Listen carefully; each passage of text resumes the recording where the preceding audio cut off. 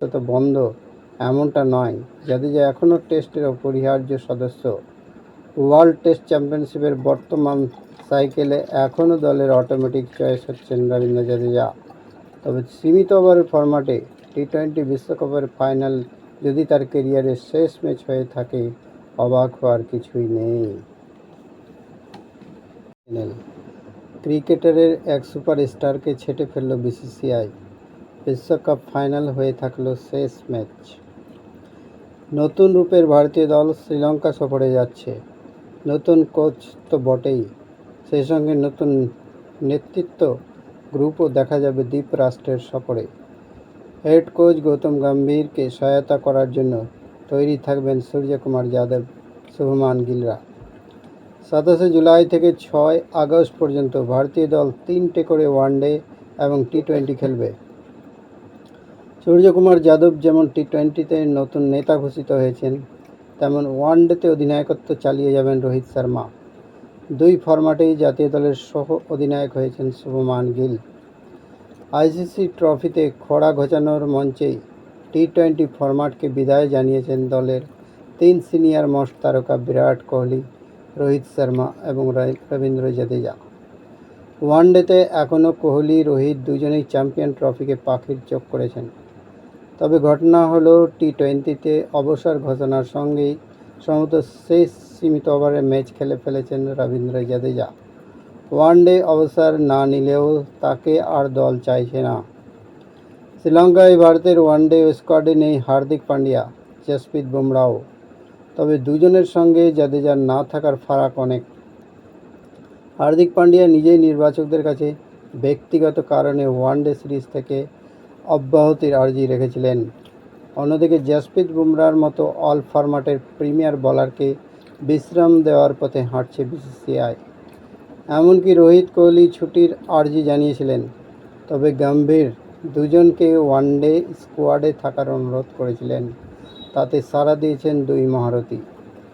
জাদেজা কিন্তু স্রেফ বাদ পড়ে গিয়েছেন। নির্বাচকদের ফোকাসে আপাতত শুধুই চ্যাম্পিয়ন ট্রফি। সেই কারণে নতুন দুই স্পিনার অলরাউন্ডার ওপর ভরসা রাখছেন নির্বাচকরা। অক্ষর প্যাটেল ইতিমধ্যেই সীমিত ওভারের ফরম্যাটে নিজেকে প্রমাণ করেছেন। টি-20 বিশ্বকাপে ব্যাটে বলে অপ্রতিরোধ্য ছিলেন তিনি। এমনকি ক্যাপ্টেন রোহিত শর্মার আস্থা অর্জন করে নিয়েছেন সীমিত দুই সুযোগে। এতটাই যে গুরুত্বপূর্ণ ম্যাচে অক্ষর প্যাটেল টপ অর্ডারে ব্যাটিং করতে পাঠাতেও দ্বিধা করেননি।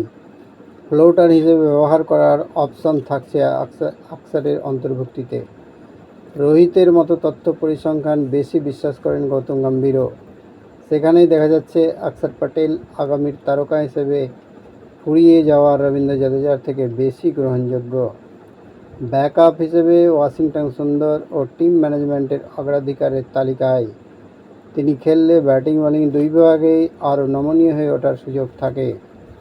এমনিতেই রবীন্দ্র জাদেজা কয়েক মাস আগেও ভারতের হয়ে 3 ফরম্যাটে অটোমেটিক চয়েস ছিলেন, ওয়ানডে এবং টি-20। ওকে বছরের মধ্যে 2 মেগা ইভেন্টে টিম ইন্ডিয়ার হয়ে সমস্ত ম্যাচ খেলেছেন অলরাউন্ডার। 2019 বিশ্বকাপের পর থেকে জাদেজা 44টি ওয়ানডে ম্যাচে অংশ নিয়েছেন টিম ইন্ডিয়ার হয়ে। এর মধ্যে 40 গড়ে 84 স্ট্রাইক রেটে 644 রান করার পাশাপাশি 44টি উইকেটও নিয়েছেন।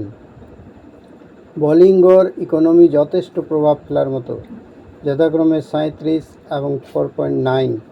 সেই সঙ্গে অনবদ্য ফিল্ডিংও তো রয়েছে তার। হিন্দুস্তান টাইমসকে বোর্ডের এক সূত্র জানিয়েছেন, জাদেজার পারফরম্যান্স নিয়ে অবশ্য কোনো মন্তব্য নেই। আসলে টিম ম্যানেজমেন্ট ভবিষ্যতের জন্য দল তৈরির কথাই হাঁটছে। জাদেজার জন্য টিম ইন্ডিয়ার রাস্তা যে আপাতত বন্ধ এমনটা নয়, জাদেজা এখনও টেস্টের অপরিহার্য সদস্য। ওয়ার্ল্ড টেস্ট চ্যাম্পিয়নশিপের বর্তমান সাইকেলে এখনও দলের অটোমেটিক চয়েস হচ্ছেন রবীন্দ্র জাদেজা। তবে সীমিত ওভারের ফরম্যাটে টি-20 বিশ্বকাপের ফাইনাল যদি তার কেরিয়ারের শেষ ম্যাচ হয়ে থাকে, অবাক হওয়ার কিছুই নেই।